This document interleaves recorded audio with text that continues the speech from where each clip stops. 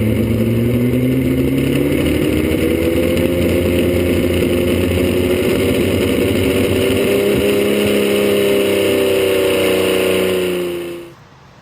everyone. Today I've kind of put a little demonstration together for something I definitely did not know about grease.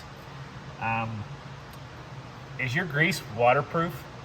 You know, me thinking, grease is a petroleum product. Isn't it all waterproof? Well, apparently it's not. So I've kind of got a little demonstration of two different greases. Not saying one's better than the other, but just showing you the difference between one that's waterproof and one that's not. So here in front of me, I have some Schaefer's 219 synthetic force grease on my left.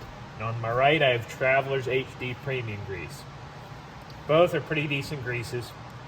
We recently made the switch from Traveler's to Schaefer's. And one of the biggest things that caught me off guard was the fact that Schaefer's was claiming waterproof. And I didn't see anything about waterproof being on the Travelers. Now there is a significant price difference, but can definitely tell that this is a little bit better grease, but this is a little bit more expensive than that one. But what I've kind of did today is I'm going to add water to both of these and show you how one foams up and one doesn't. Washing equipment or even working on equipment when I was in construction, I would notice that like when grease would get wet, sometimes it would foam. Didn't really even realize it or even think about it. But I'm definitely going to show you this little demonstration today.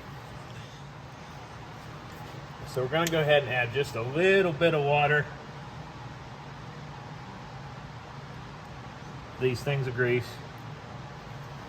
And I'm going to kind of show you what happens when you start to mix that water up in there.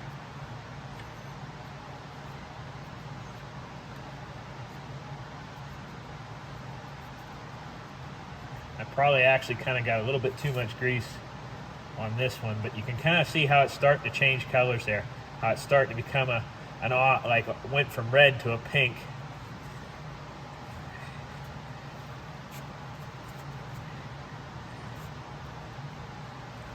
Okay, now you can really see it. It's really starting to foam and turn white.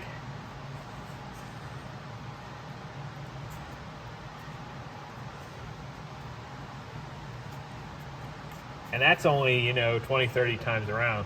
As you can imagine, if, like on a side-by-side, like this is one of the biggest things with me with a side-by-side, was the fact of, 200 or 300 revolutions in that and a little bit of water. And I've already started to lose some lubricity, and you can kind of see how it's not waterproof at all. And it actually isn't really sticking to the cardboard anymore.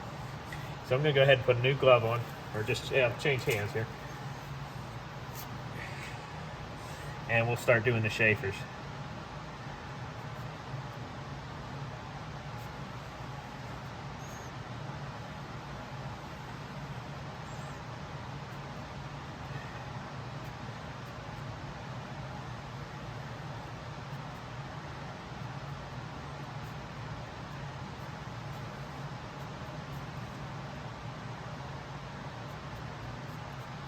And you can see it's not changing whatsoever. And the biggest thing I noticed too is I don't seem like I have as much on my finger. And that was something a little bit unexpected, but we'll keep mixing it up here and see, just so I can prove the fact that it's definitely waterproof.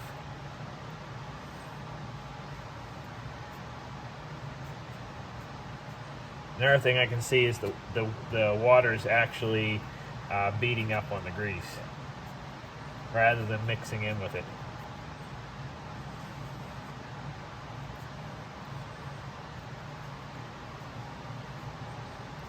Oh, there you go. You can kind of see I probably did about the same period of time on both of them, but you can kind of see how that one turned white and this one still is nice as what it was when I put it on there with the grease gun. So hopefully that kind of gives you a little demonstration of waterproof grease to non-waterproof grease. Not saying either one's bad, but just showing the difference.